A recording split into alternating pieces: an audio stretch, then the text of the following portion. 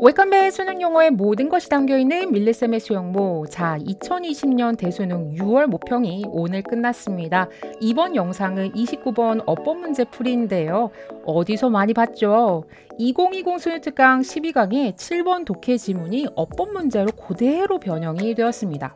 뭐 사실 어법적으로 중요한 요소가 워낙 많다 보니 선생님이 수업할 때 어법 변형을 강조했던 지문이기도 하고, 꼭 수능특강 내용이 기억에 나지 않는다 하더라도 6월 모의고사 3개년 기출문제만 제대로 공부했다면 뭐 모두 맞출 수 있는 정도 수준의 문제였습니다.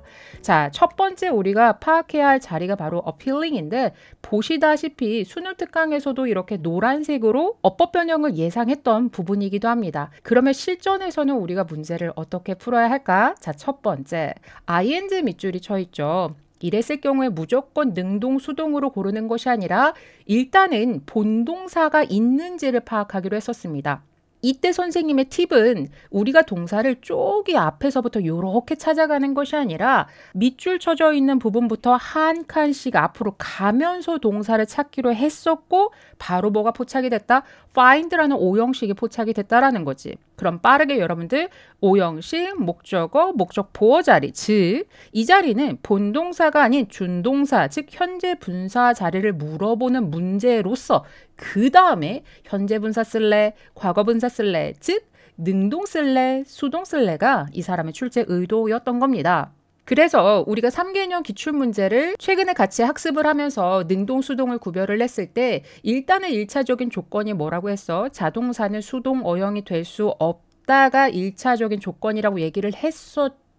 그래서 여러분들이 어필이 자동사일까 타동사일까를 기억하면 더욱더 좋을 것 같아. 참고적으로 어필 매력적이다, 즉 자동사로서 자동사는 수동형이 될 수 없으므로 답은 ing가 맞았다 라고 고를 수 있는 그런 문제였습니다. 자, 그럼 다음 문제 같이 살펴보도록 할게요. 두 번째 같은 경우에는 decide 밑줄이 있었는데 마찬가지로 수능특강에서 어법 변형을 예상했었던 포인트입니다. 그러면 실전에서는 우리가 문제를 어떻게 풀어야 될까? 자, 첫 번째, 동사의 어형 자리에 밑줄이 쳐져 있습니다. ing건, pp건, 동사, 원형이건, 투부정사건 상관없이 일단 얘한테 영향을 주는 동사를 찾기 위해서 어떻게 앞으로 가기로 했었는데 바로 앞에 뭐에 걸렸다? and에 걸렸다. 이 사람의 출제 의도는 뭐가 된다? 병렬 문제라고 얘기를 했었어.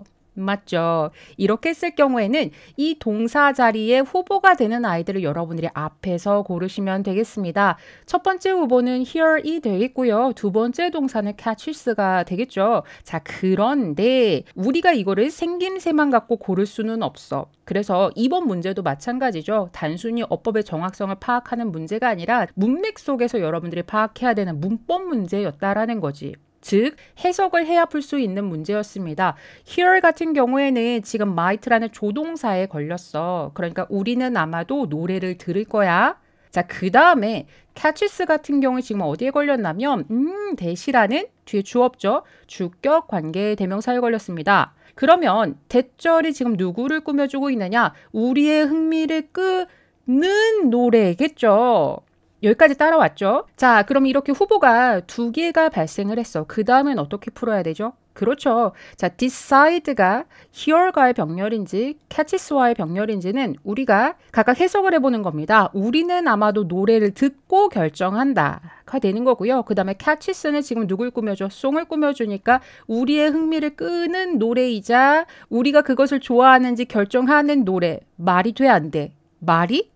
안 되죠. 그래서 자연스러운 흐름으로서 여러분들이 히얼에 대한 병렬이라고 보셔야 되고요. 내 생각에는 그래, 솔직히 이번에 어법 틀린 학생들 디사이드를 골라왔다 라는 학생들은 해석을 안 한 겁니다. 이제 여러분들 시대의 흐름을 잘 따라와야 해. 이번 6월 모의고사를 대비하는 특강에서 선생님이 마지막에 강조했던 게 그거였었죠. 해설지 뒤에를 보면 옛날에는 이 문제 유형은 어법 정확성 파악하기 라고 유형이 적혀져 있는데 최근에는 어떻게 바뀌었다고? 문맥 속 문법 파악하기라고 바뀌었어요. 결국에는 5개 중에서 하나, 2개 정도는 해석을 반드시 해야 풀 수 있는 거고, 여기에서 여러분들한테 함정을 파놓을 수 있다라는 거 반드시 주의해 주셔야겠습니다. 이해되시죠? 그러면 3번으로 넘어가 보도록 할게요. 자, 3번 같은 경우에는 왓에 밑줄이 쳐져 있었고 우리 수능특강 수업에서도 보시다시피 어법 변형을 예상을 했던 포인트입니다. 만 사실 왓은 워낙 자주 나오는 아이고 작년 6월 모의고사에서도 왓이 나왔었어. 그래서 왓의 특징을 모르고서 이번 시험을 봤다면 말이 안 되는 거지. 맞죠? 그러면 우리가 왓은 어떻게 푼다? 첫 번째, 왓에 밑줄이 있구나. 그렇다면 내가 체크하는 건 이거야. 주절과 종속절이 모두 불완전한가? 자, 그래서 선생님이 완전과 불완전의 의미를 같이 설명을 해줬었습니다. 그러면 what 바로 앞에 뭐에 걸렸어? 노티스에 걸렸네. 무엇을 알아차리다 VT. 뒤에는 목적어라는 명사가 있어야 되는데 없으므로 앞문장 불완전. 자, 이제 우리가 뒤에를 봐서 뒤에가 불완전한지만 체크해주면 되겠죠. 그랬더니 주어, 동사, 전명구 지우고 나니까 뭐로 끝났어? 두로 끝났다. 이것도 또한 최근에 우리가 6월 모의고사를 대비하는 기출문제 특강에서 선생님이 두가 정말 자주 나오는 타동사로서 얘는 무엇을 하다, 즉 뒤에 목적어라는 명사가 필요하다라고 얘기를 했었죠. 자, 그래서 앞문장 불완전, 뒷문장 불완전, 이 자리에는 무조건 what이 와야 되는 것이며, 참고로 여기 있는 what은 해석을 했을 때 무엇이라고 해석을 하고요. 우리가 무엇이라고 해석하는 what을 간접 의문문으로 보고 있죠. 그런데 이 what이 간접 의문문인지 관계대명사인지를 구별하는 건 중학교 내지 고등학교 1학년 내신 에서나 물어보지. 우리 모의고사나 수능에서는 what이 나오면 무조건 뭐만 체크하면 된다고? 주절과 종속절이 모두 불완전한가만 체크해주면 된다라는 겁니다. 이해되셨죠? 자, 그럼 다음으로 네 번째 같이 살펴보도록 할게요. emergence에 밑줄이 쳐져 있어서 조금 당황했으려나? 근데 우리 수능 특강에서는 뭐라고 얘기했었냐면 emergence가 자동사여서 앞문장이 완전하다라고 얘기를 했었어. 이거를 기억해야 하는 이유가 누구 때문이냐면 여러분들이 이 자리에 what으로 변형됐을 경우에 일단 뒷문장 불완전하고요. 얘가 자동사라는 걸 모른다면 앞문장도 불완전하니까 what이야 라고 고를 가능성이 높다라고 얘기를 했어요. 그래서 emerge는 굉장히 자주 나오는 자동사라서 반드시 기억하라고 했는데 이번 시험에서 바로 emergence에 밑줄이 쳐 있었다라는 거죠. 자, 그러면 emergence에 밑줄이 쳐 있을 경우 우리가 수능 특강을 공부한 것을 기억을 못했다 치자. 문제는 어떻게 푼다? 1번 본동사 자리입니다. 자, 그리고 2번 본동사 자리라면 우리가 체크해야 되는 것이 세 가지가 된다라는 거죠. 첫 번째, 스위치를 위해서 주어를 찾아가야 되는데 바로 코앞에 주어가 있어. 주어가 단수이므로 동사 단수 취급이고요. 바로 코앞에 있는 이렇게 어렵지 않은 주어를 가지고 단수 복수를 물어보는 문제가 출제 의도였을 것 같지는 않아. 그 다음 두 번째로 이 동사의 시제를 물어보는 문제가 나오는데요. 사실 선생님이 10개년 어법 설명하면서 동사의 시제를 물어보는 문제가 최근 10년, 5년 안에서 거의 한 손에 꼽을 정도로 굉장히 드물게 나온다라고 얘기를 했었죠. 참고적으로 여기는 현재 시제인데 어떤 학생들은 뒤에 missed 때문에 조금 헷갈렸을 수는 있을 것 같아. 근데 이 missed 뒤에 뭐가 있어요? before이 있잖아. 맞죠? 그러니까 우리가 이전에 잃어버렸던 특별한 하모니를 꾸며주는 대절로 여러분들이 보셔야 됩니다. 그것이 지금 발생했다는 거야. 나타났다라는 거야. 이해되시죠? 그리고 여러분들 지금 전체적인 지문을 보시면 앞뒤가 전부 다 시제가 현재 시제인 거 알 수 있을 겁니다. 그래서 시제일체도 맞았고요. 결국에는 마지막으로 능동수동을 물어보는 문제인데 얘는 지금 형태가 능동이잖아.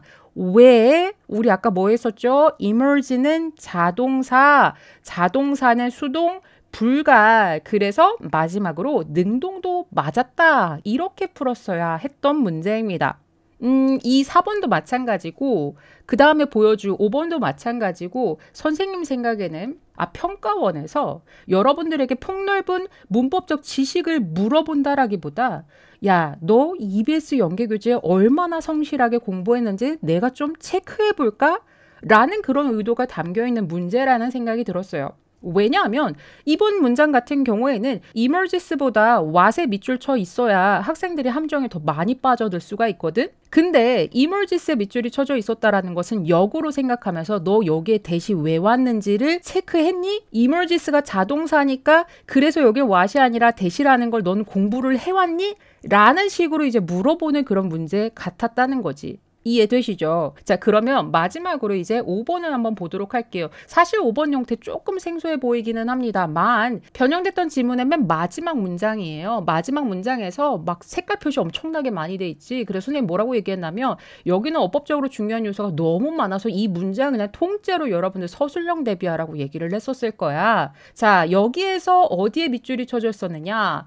이세 대시라고 이제 표기가 돼 있는 문제가 나왔다라는 거죠. 자, 그러면 우리가 수능 특강을 기억을 못한다 치고 그냥 일반적으로 문제를 어떻게 풀 수 있는지를 선생님이 보여주도록 할게. 자, 대세 밑줄 쳐져 있으면 일반적으로는 대명사의 단수, 복수, 즉 대과 도주를 물어보는 문제, 아니면 우리가 아까 했었던 관계사, 접속사의 쓰임을 물어보는 대시 나오겠죠. 그거를 파악하기 위해서 여러분들이 앞으로 갔어야 했는데 앞으로 가면서 뭐를 발견하냐면 더비주동, 그 다음에 뒤에도 마찬가지죠. 더비주동을 물어보는 구문 속에서 더비주동을 우리가 체크하면서 여러분들이 움찔하는 순간이 있어야 돼요. 그게 언제냐면 더비주동을 하는 순간 주어 자리에 대시 있다. 그렇다면 얘는 대명사야. 그렇다면 얘는 대과 도주를 물어보는 문제인가? 바로 뒤에 takes가 있는데 아니 바로 뒤에 단수를 나타낸 동사가 있는데 여기에 대타고 도주를 물어보겠어? 라고 이렇게 단편적으로 생각해도 된다라는 거죠. 그러면서 여러분들이 이제 합리적인 의심을 했을 때 작년에 무슨 내용이 나왔었어? it cost to 부정사에서 이 이세 밑줄이 쳐져 있었다라는 것을 기억하는 학생들이라면 반드시 뒤로 갔어야만 했었고 동시에 뭐를 발견한다? for과 to 부정사를 발견하면서 이 문제는 가주어, 의미상의 주어, 진주어를 물어보는 문제이므로 작년 기출문제에서 약간 변형이 된 문제, 여기서는 이시답이다 라고 골라낼 수 있어야 되는 거죠. 사실은 여태까지 어법 문제를 기준으로 생각한다면 투부정사의 밑줄이 쳐져 있는 것이 일반적입니다. 얘가 상식적이야. 근데 이거를 뒤집어 버린 거죠. 이것 또한 선생님은 아까 뭐라고? 너 EBS 연계교재 얼마나 꼼꼼히 공부했는지. 왜? 우리는 보통 어떻게 공부해? 여기에 투부정사가 왜 왔냐면 가주어, 의미상의 주어, 진주어잖아 라고 공부를 했을 거거든. 그 과정이 있었다면 여러분들이 기억해낼 수 있는 포인트였었고, 더불어서 뭐다? 작년의 기출문제가 이런 자리, 이세 밑줄이 쳐져 있었다라는 것을 안다면 요번에 주어 자리에 대세 밑줄이 쳐져 있었을 경우에 여러분들이 합리적으로 충분히 의심을 할 수 있을 만한 문제였다는 거죠.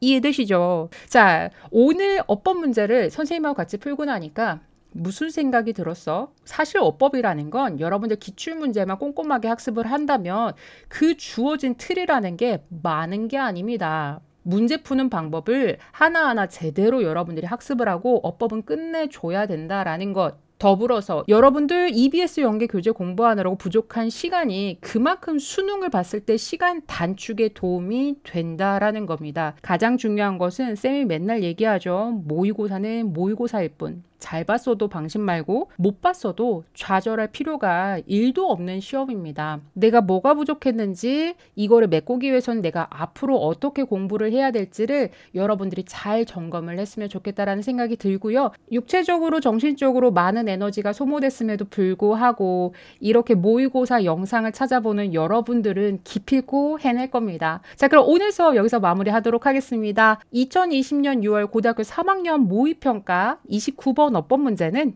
오늘 알고 오늘 끝내셨길 바랍니다.